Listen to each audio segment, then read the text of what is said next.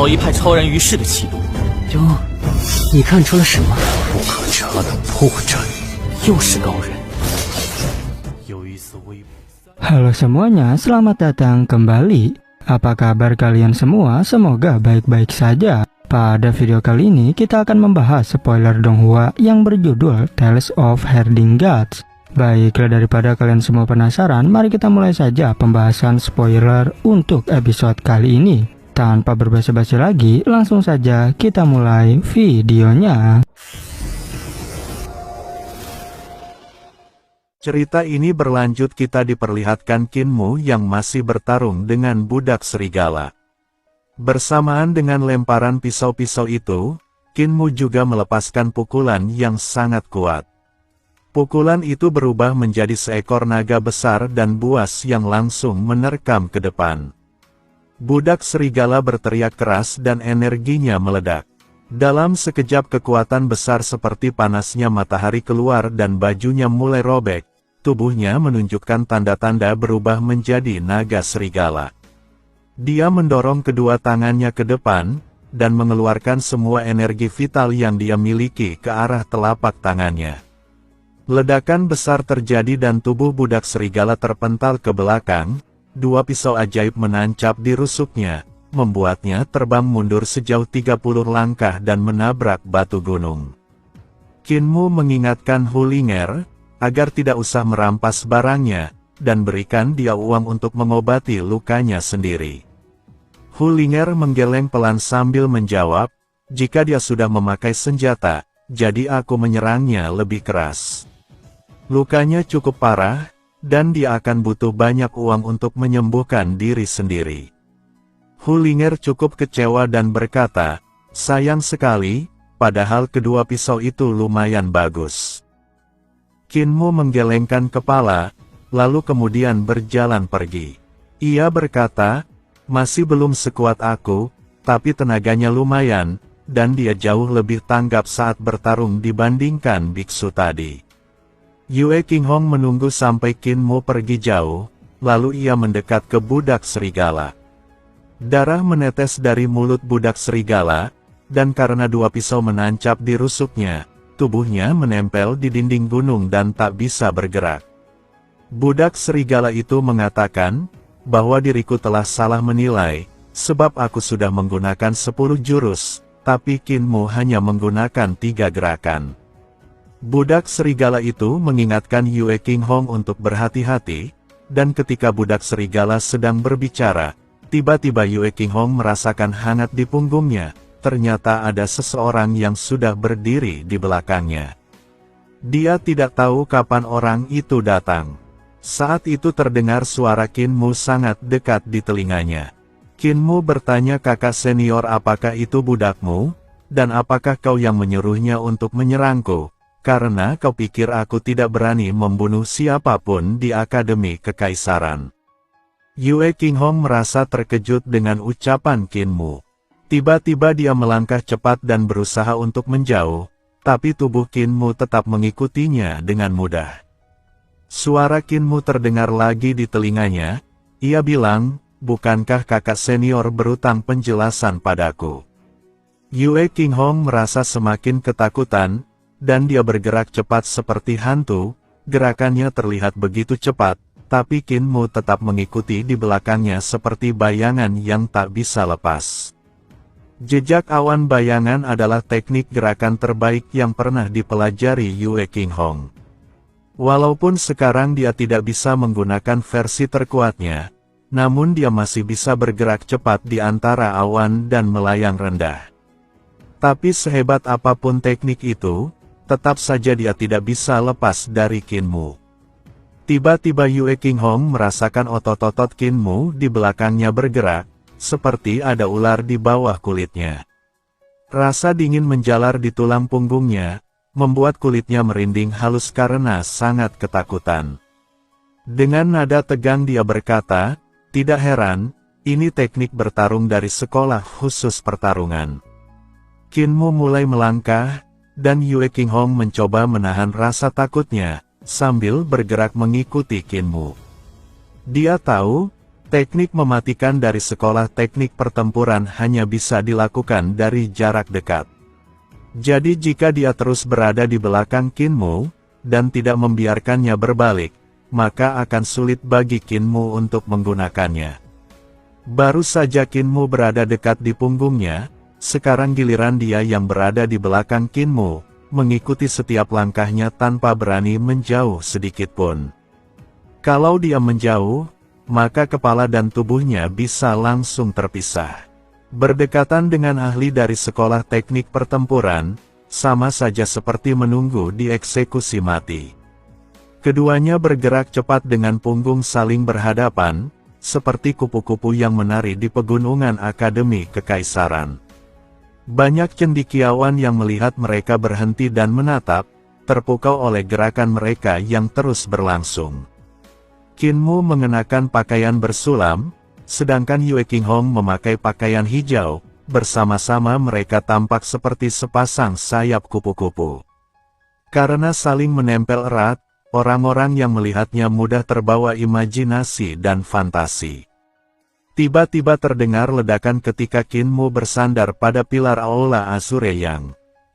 Kemudian Kinmu memanggil Hu Linger, dan ia bilang agar kau jangan coba-coba mengambil barangnya, kalau mau kau harus menariknya keluar dari pilar dulu. Dia cukup kuat, bahkan bisa menahan seranganku. Hu Linger segera mengikuti, tapi sempat menoleh ke belakang dengan enggan. Ia hanya melihat wajah Yue Qinghong yang terpukul keras oleh Kinmu, tubuhnya menempel di pilar Aula Azure Yang. Para cendekiawan di sekitar merasa terkejut. Mereka tak menyangka, pemuda dan pemudi yang tadinya terlihat seperti sedang berdansa, kini bisa berubah begitu kejam dalam sekejap. Kinmu menghantamkan Yue Qinghong ke pilar kuningan dengan keras, pemandangan itu begitu brutal, hingga membuat semua orang merasa ngeri. Tak lama kemudian, Chen Wanyun berjalan mendekat dan memukul pilar kuningan dengan telapak tangannya. Pilar itu bergetar hebat, membuat Yue Qinghong yang terjepit di dalamnya terjatuh. Ia lalu menutupi wajahnya dan pergi. Wajah wanita muda itu penuh memar dan terlihat putus asa. Sebenarnya ia bisa saja meninggalkan pilar itu, tapi karena banyak cendekiawan berkumpul di luar, ia tentu merasa malu. Jadi ia tetap di sana beberapa saat, berencana pergi ketika orang-orang sudah berkurang. Namun malah semakin banyak orang yang terus berdatangan. Chen Wanyun lalu menghampiri budak serigala yang tertusuk pisau, ia mencabut kedua pisau itu untuk membebaskannya, lalu melompat dari tebing batu giok. Ia melepas baju luarnya dan menutupinya pada biksu Yunke, setelah itu ia membangunkan biksu tersebut. Yunke melihat celana pendek putih yang masih dipakainya dan langsung sadar, setelah pingsan tadi, dia telah dirampok oleh pemuda bernama Kinmu. Ia merasa malu sekaligus kesal, karena jubah Buddha putih miliknya sangat berharga, bahkan lebih mahal daripada senjata spiritual biasa. Yunke sampai harus menjual semua hartanya demi membeli jubah itu, tapi kini jubah tersebut malah dicuri oleh Kinmu. Tak lama kemudian, Chen Wanyun, Yunke, Yue Qinghong, dan budak serigala kembali berkumpul. Chen Wanyun tersenyum dan bertanya, para junior bagaimana kemampuan Kinmu? Yue Qinghong mendengus, kau tidak yakin bisa mengalahkannya, makanya kau membiarkan kami maju lebih dulu untuk menguji kemampuannya. Ia berkata, senior, bukankah itu licik? Chen Wanyun menjawab santai, dalam perang, semua cara itu sah.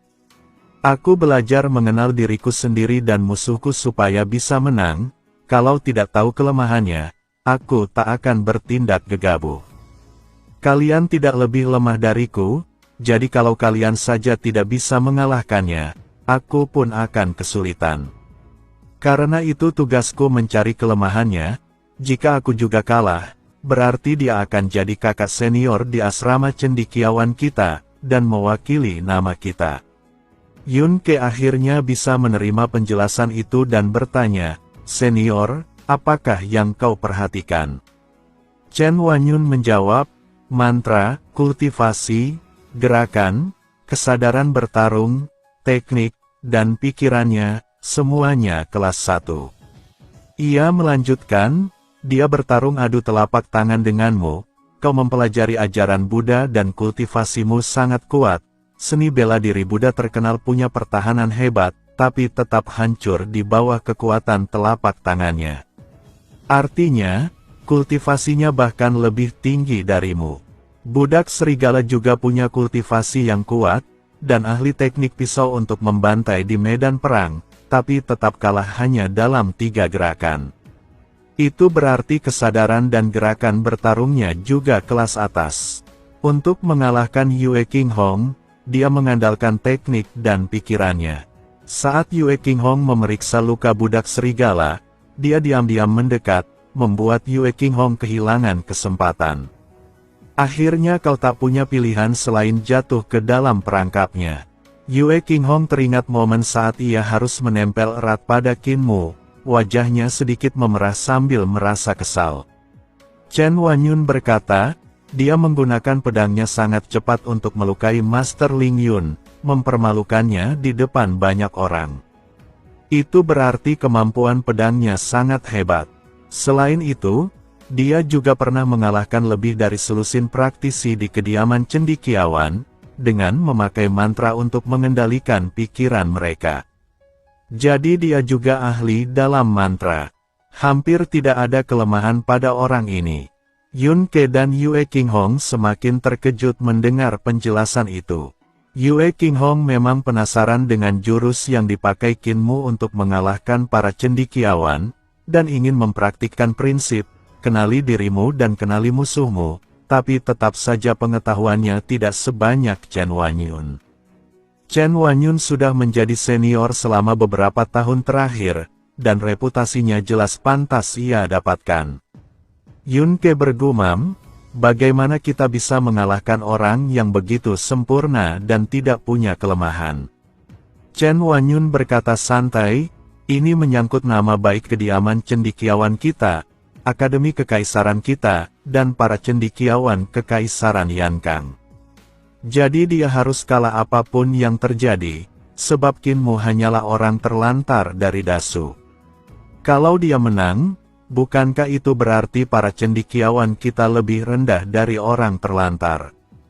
Kini semangatnya meningkat dan lanjut berkata, dia memang tidak punya kelemahan di semua aspek, jadi aku memeras otak untuk mencari celah di tekniknya, dan aku berhasil menemukannya. Yun Ke dan Yue Qinghong langsung terkejut dan menatap Chen Wanyun. Chen Wanyun tersenyum tipis, aku menemukan celah kecil di tekniknya. Saat dia melawanmu, ada tanda kelemahan yang hampir tak terlihat ketika dia mengalirkan ki vitalnya, dan itulah kelemahannya.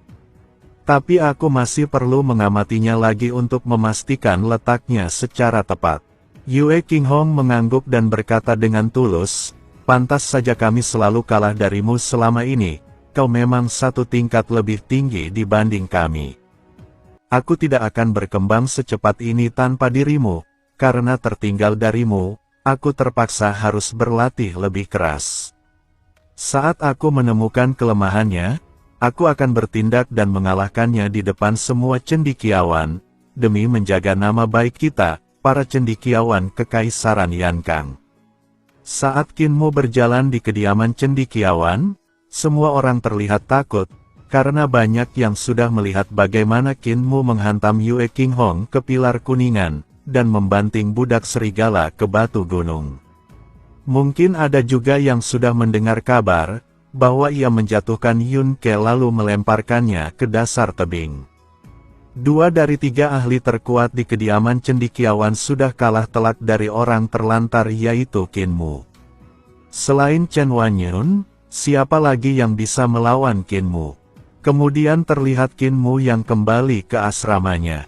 Tak lama kemudian kepala rubah kecil muncul dan berteriak, apakah masih ada yang mau kotak pedang ini? Kalau tidak aku akan menjualnya ke ibu kota. Seorang cendekiawan berteriak, tunggu sebentar, jangan jual dulu, aku mau beli kembali kotak pedangku. Seseorang juga berkata, tolong jangan dijual, Aku akan menebusnya kalau uangku sudah cukup.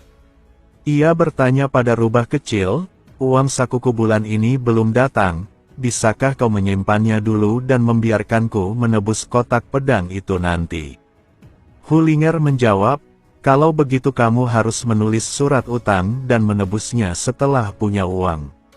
Setelah itu Hulinger meminta bantuan pada Qin Mu, Tuan Muda, bisakah Anda memeriksa apakah surat utang ini ditulis dengan benar, karena diriku tidak bisa membaca.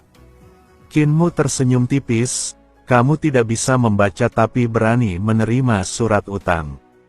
Surat ini benar, kamu hanya perlu menyimpannya baik-baik. Hulinger pun senang sekali, dan langsung menyimpan surat-surat itu di lubang dinding. Qin Mu memanggilnya dan berkata, masih ada 2 hari sebelum sekolah dimulai, jadi aku akan mengajarimu teknik penciptaan roh. Hulinger langsung duduk rapi. Qin Mu mulai menjelaskan bahwa teknik penciptaan roh adalah tulisan terakhir dari 7 tulisan penciptaan. Teknik ini bisa dipelajari baik oleh manusia maupun iblis.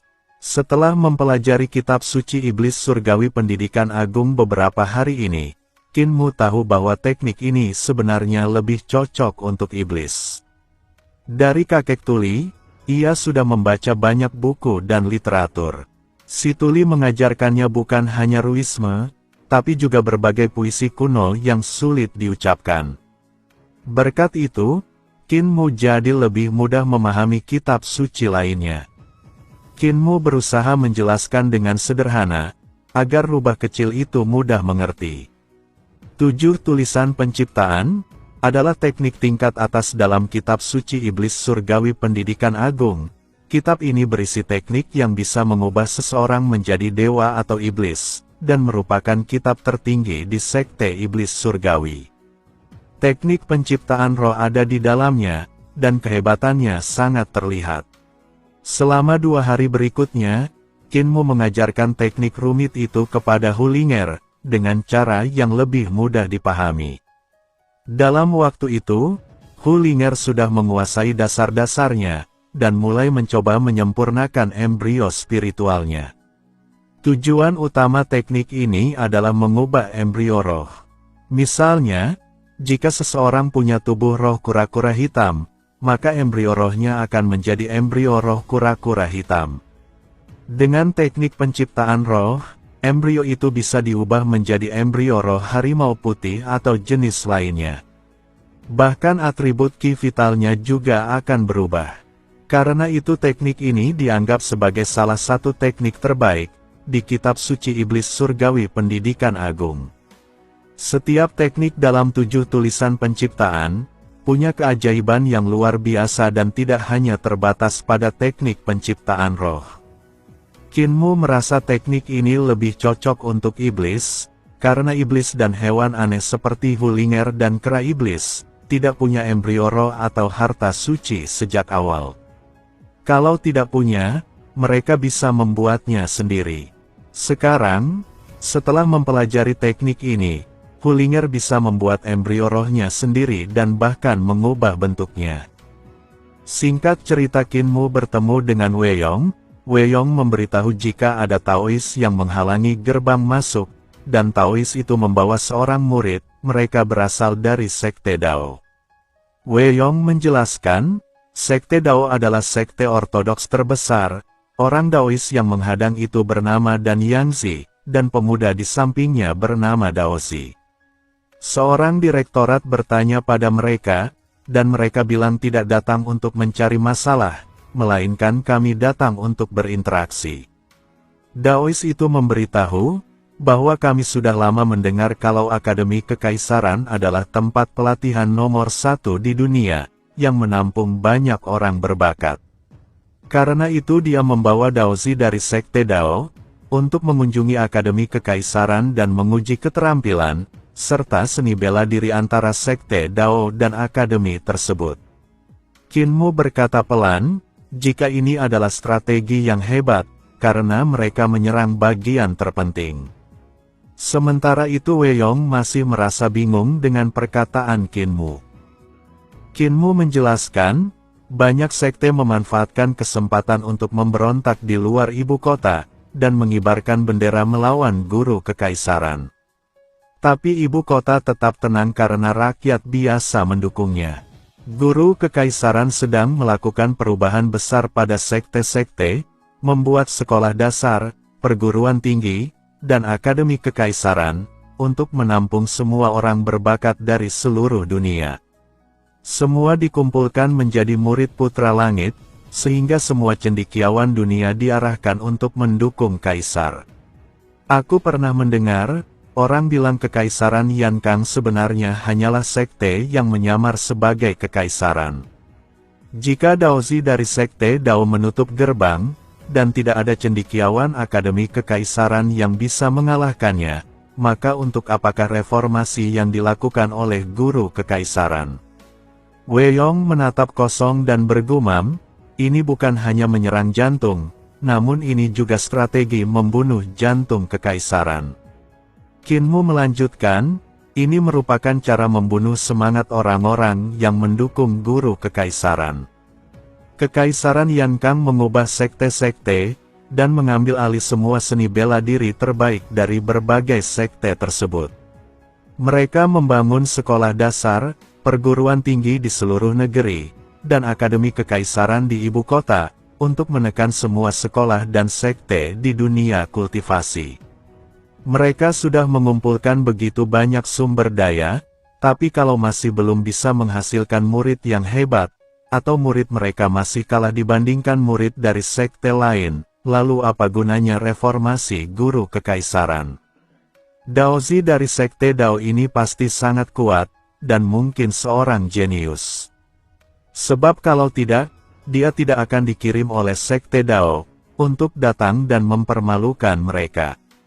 Akademi kekaisaran adalah simbol guru kekaisaran, yang juga melambangkan kaisar, jadi kalau wajah guru kekaisaran dan kaisar sampai dipermalukan, maka kedamaian kekaisaran bisa runtuh. Hati Wei Yong berdebar hebat, lalu tiba-tiba dia tertawa keras. Akademi kekaisaran sudah mengumpulkan semua orang berbakat di dunia, jadi bagaimana mungkin mereka tidak sebanding dengan Daozi, dari sekte Dao yang tidak terlalu penting itu. Qin Mu menggelengkan kepala, ia teringat bahwa kebanyakan cendekiawan mempelajari teknik yang sama, jadi dia tidak terlalu memikirkan mereka. Meski cendekiawan akademi kekaisaran punya teknik yang berbeda-beda, tapi mereka sulit menjadi ahli di bidang tertentu. Mereka perlu bagian khusus yang fokus mengajarkan satu teknik, baru murid-murid bisa benar-benar memahaminya. Menurut Qin Mu, sekte Dao datang dengan persiapan matang, dan para cendekiawan kekaisaran hanya bisa dihentikan di gunung. Jika cendekiawan akademi kekaisaran tidak bisa mengalahkan Daozi dari sekte Dao, maka semua sekte di dunia akan punya alasan untuk melawan guru kekaisaran. Saat itu, kaisar akan kehilangan wibawa dan dukungan rakyat, lalu sekte-sekte mungkin akan memberontak satu persatu, jika dia tidak menghukum guru kekaisaran. Pertarungan Daozi dari sekte Dao melawan cendekiawan akademi kekaisaran, adalah pertempuran penting yang mempengaruhi keadaan dunia, dan tidak boleh diremehkan. Wei Yong pun sangat semangat, untuk melihat kemampuan dari Daozi. Qin Mu dan temannya turun gunung. Di sekitar gerbang gunung di bawah tebing giok, banyak cendekiawan kekaisaran berkumpul. Kediaman cendekiawan biasanya hanya menerima 10 orang setiap tahun, tapi kali ini ada lebih banyak bangsawan, dan praktisi seni dewa yang hadir. Qin Mu berdiri di puncak tebing giok dan melihat ke atas lalu ke bawah. Ia melihat dua Taois duduk di depan gerbang gunung. Seperti yang ia duga, salah satunya adalah seorang tetua berwajah kuno dan tegas, seperti orang dari masa lalu. Ia mengenakan jubah abu-abu sederhana, dan memancarkan aura yang melampaui hal-hal duniawi. Dia duduk tenang seolah dunia ini tak ada hubungan dengan dirinya. Dari auranya jelas ia bukan orang biasa, melainkan sosok penting dari sekte ortodoks terbesar, yaitu sekte Dao. Di samping tetua itu duduk seorang pemuda tampan, Ia membawa Fu Chen, yang merupakan tongkat pendek dengan gagang merah tua di lengannya. Pakaian pemuda itu berwarna hijau, dan ia tetap duduk santai, tanpa terpengaruh oleh banyaknya cendekiawan dari Akademi Kekaisaran yang mengelilinginya. Qin Mu berkata dalam hati, baik yang muda maupun yang tua, itu sama-sama terlihat seperti Taois yang sudah lama melatih tubuh dan sifat mereka, dengan sikap yang melampaui orang biasa. Keduanya duduk di tengah jalan di depan gerbang gunung. Gerbang itu sangat lebar, dan mereka tidak memakan banyak tempat. Namun jika mereka tidak diusir, itu akan menjadi aib yang besar. Memblokir gerbang bukan hal biasa di dunia kultivasi, orang hanya melakukannya kepada musuh yang benar-benar dibenci, agar semua orang tahu bahwa gerbang sekte itu sudah diblokir. Ini untuk mempermalukan sekte tersebut, menghancurkan rasa percaya diri mereka, dan meremehkan teknik mereka. Biasanya jika hal ini terjadi, masalahnya jarang selesai tanpa perkelahian. Sekarang, baik yang tua maupun yang muda dari Sekte Dao sudah memblokir gerbang, mereka jelas ingin mempermalukan Kekaisaran Yankang, menamparkan wajah guru Kekaisaran, dan menggagalkan reformasi guru Kekaisaran. Dan pada akhirnya spoiler untuk episode kali ini pun bersambung. Oke, cukup sekian, terima kasih untuk video kali ini, dan sampai jumpa di video berikutnya.